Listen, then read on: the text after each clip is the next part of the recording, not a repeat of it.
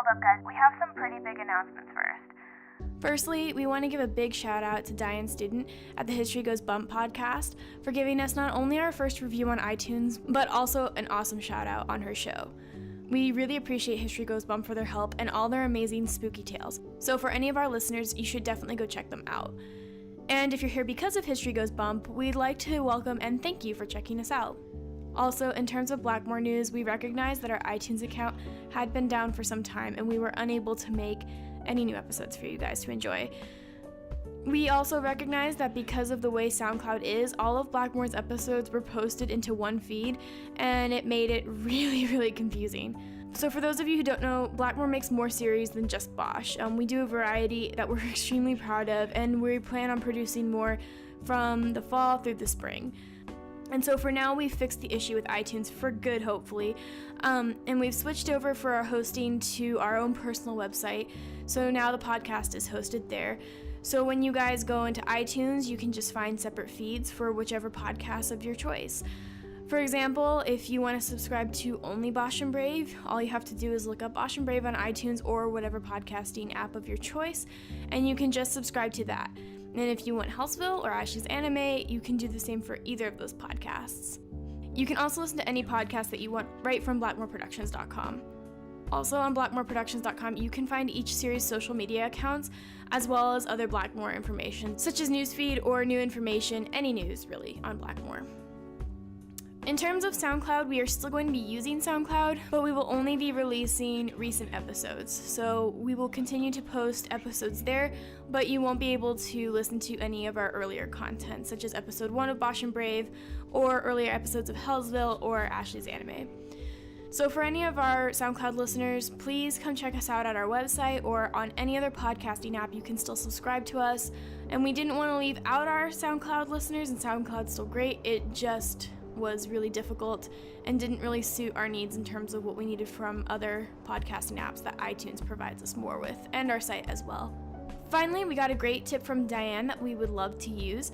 If you become a Glubscriber, yes, Glub as in like fish, and subscriber as in subscriber, and leave us a review on iTunes or a nice comment on our recent episodes on YouTube, we will give you a shout out in the next episode at the end of our show. Our characters will be revolving as to who reads, so for Bosh, you might get Paige or the captain, but probably not Clint. He just doesn't talk much.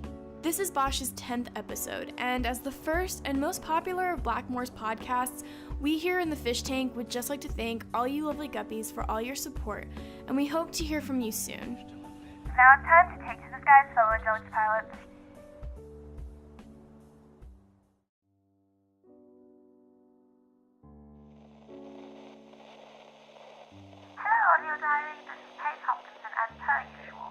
I am reporting to you from inside my cabin on the Royal Grace, also as per usual. You know, it's a wonder to me how Earnest grew up to be so timid and, dim. When he was raised by a woman like that maid we met was quite strong. Stronger than Captain Alex, I would say. I'm surprised she so willingly let us go. Well, that's not entirely true. When Earnest told her about Edgar, she told him to go pack his things. While he was gone, I tried to tell her about Mr. Cadwell, but she said that if Edgar was here, she knew what happened. No explanations needed. You know, I felt bad taking Earnest from her. That is, as strong and as scary as she seemed, she'd practically raised him. And even if he wasn't her son, I'm sure it hurt. I asked her if she wished to come along with us, and she said that while she had vowed to take care of Earnest, she had also vowed to take care of the people here. That was long before Earnest had come into her care, is what she explained. I could tell that she wanted to leave, but honor seemed to be the most important thing to this woman. The look in her eyes when Earnest hugged her goodbye. I wonder what it's like to feel that kind of love. She made me vow to watch over him, protect him, and if I could get Edgar to look after his brother, that would be much appreciated. So when I came back, I kicked Edgar in the shin until he swore to protect Earnest with his very life. Edgar can complain how annoying I am, but let's be honest here. I've had to endure that boy since day one of this catastrophe. So who should be more annoyed? At the very least, he isn't Lewis, that creepy little scumbucket. When we got back on board, Hattie was adamant we left right away. I half expected Earnest to cry. He's handsome and all, and I sort of expected him to be extremely emotional as he said goodbye to the home he'd never left. But to my surprise, the boy adjusted the spectacles on his face and watched in awe as we left the small island. I think the thrill of flight was a lot for him to take in. It wasn't until night had fallen that I found him on deck, tears in his eyes. I suppose I was half right.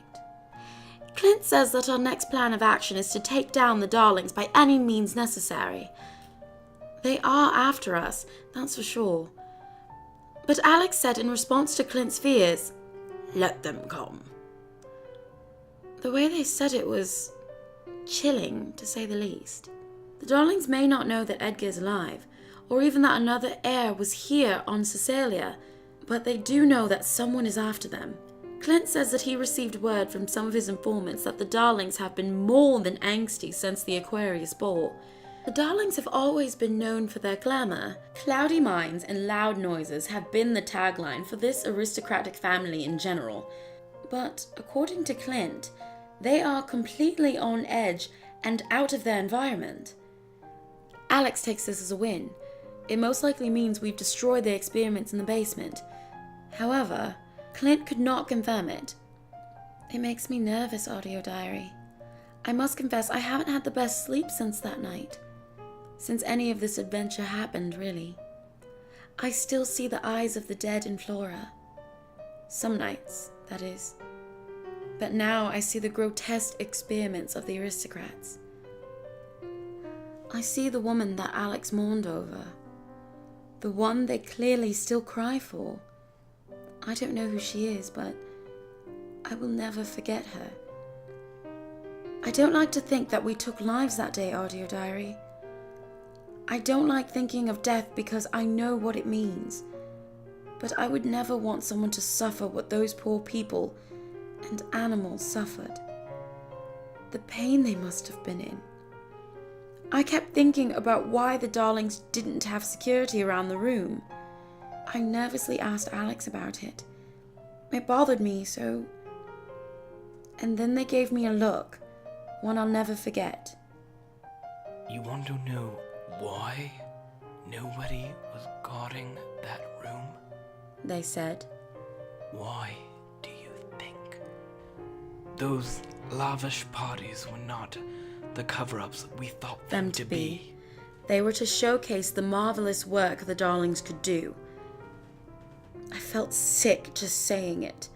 The idea that the Darlings were proud of their experiments, of the horrendous tortures they committed, the horrors of it all, the inhumanity. I can't express what sort of sick. I'm just glad Earnest wasn't there. He's handsome and all, but I don't think he has the guts his brother does. The poor boy would be traumatized just listening to what the Darlings have done. All the while during that conversation, he was playing with Ricks in my room the entire time. Not always the best idea, cute as it may sound. Rick stung him and gave him a pretty nasty rash on his upper shoulder. It's fine, just a mere poison we should be able to get rid of within a couple of days. Weeks. Or perhaps months? We are still travelling while Alex thinks of a proper plan to take down the Darlings. I've been spending most of my time with Edgar and Earnest while working on Angelics. There's always room for improvement, Audio Diary. Speaking of which, I wanted to spend more time with Hattie. She's been so nice to me, and I've never had a chance to have a proper conversation with the girl. Plus, I think she'd really enjoy the progress I've made on the wings. But every time I go to look for her, she seems to always disappear on me. And she's the pilot of the bloody airship. The fact that she's to be in one spot most of the time baffles me. I can't find the girl anywhere. I hope I haven't offended her in some way.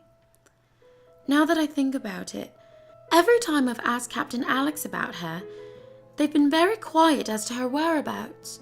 They've also told me not to worry about her, and it always seems to end in them giving me some alternative task. I feel as though something's going on. Perhaps Edgar and I haven't been the only ones keeping secrets. And as I've said before, Audio Diary, I've always had a suspicion that something more was going on. And with the girl in the basement, that just about proves it, doesn't it? Actually, now I'm growing quite mad. Why is it the captain can have as many secrets as they want, yet the moment they find out Edgar and I have our own private affairs, they grow agitated? I suppose I'll just have to express my annoyance the next time a situation like this occurs. But for now, I think I'd rather look on the positive side of things. I'm glad we've a new addition to our little family. Earnest is such a darling. I'm sure he'll be the brightness we need with all this doom and gloom surrounding us. Edgar's been a little too... Well, to be honest, I think the lad is nervous to talk to his brother. He still hasn't explained what happened to their father yet, and luckily Earnest hasn't asked about it. But in the meantime, I've taken up the torch and asked him all about the things he likes. What it was like growing up on such a lovely island with Alice. Edgar was there to hear all about it, but he just sort of glared. Audio Diary, you know how cats get nervous of other cats in their home, right? They hiss and throw a fit at first, but after a while, they start to calm down and they sort of just stare at the other cat. Or they eat them, one or the other. Well, Edgar is much like the former. Like, he doesn't really know what to do with his newfound brother. It was a shock to him when he found out about his other siblings. Although, so much was going on that night anyways. But now that he actually met one, well, I'm sure he has many questions. He's just not sure how to ask.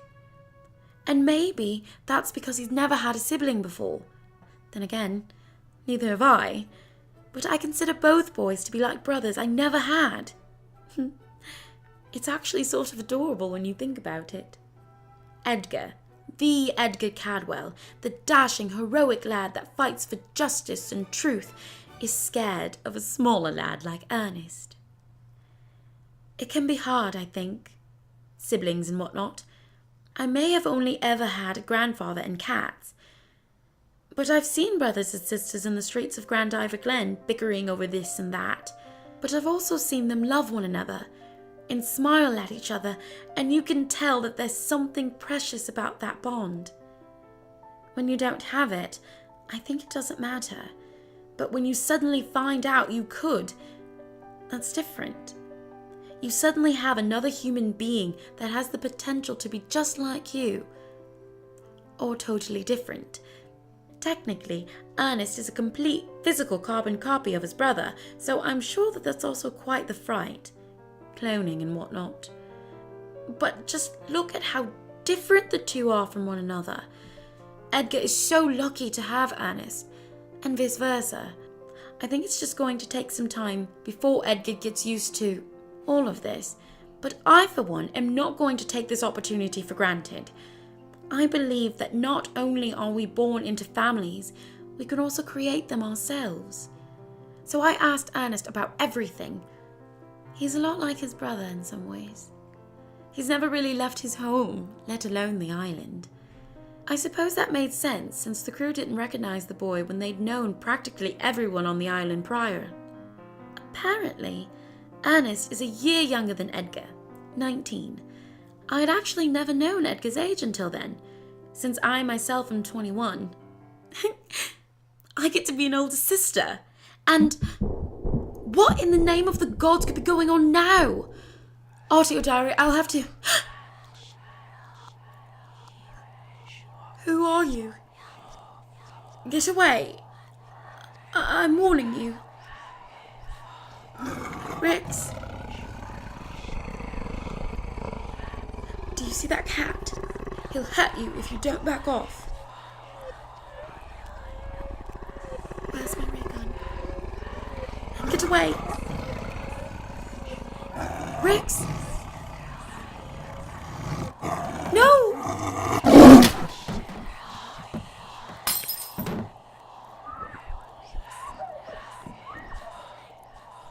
Please, no!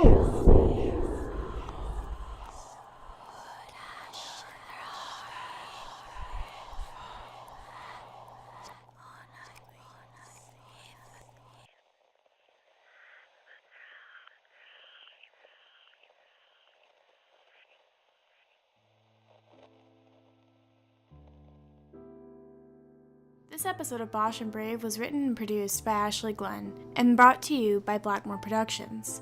Paige Hopkinson was voiced by Clover Grayson, and Alex Strandwood was voiced by Adam Barba. Like what we do here? Become a Glubscriber and follow us on Facebook, Tumblr, Twitter, YouTube, SoundCloud, and iTunes. You can also check out our website at blackmoreproductions.com to get all the latest information on Blackmore's series, including Bosh and Brave. You can also send us a message at blackmoreproductions.com to tell us how the men in masks will haunt your dreams for centuries to come. If you want to see what Rix Hopkinson is up to, other than getting kidnapped, follow Bosh and Brave's Tumblr and Twitter. Rix will give you all the latest as to what's going on in the crew, or maybe even the Darlene's basement. Until then, we look forward to seeing you next time, fellow Angelix pilots. Blackmore Productions. Swim against the current.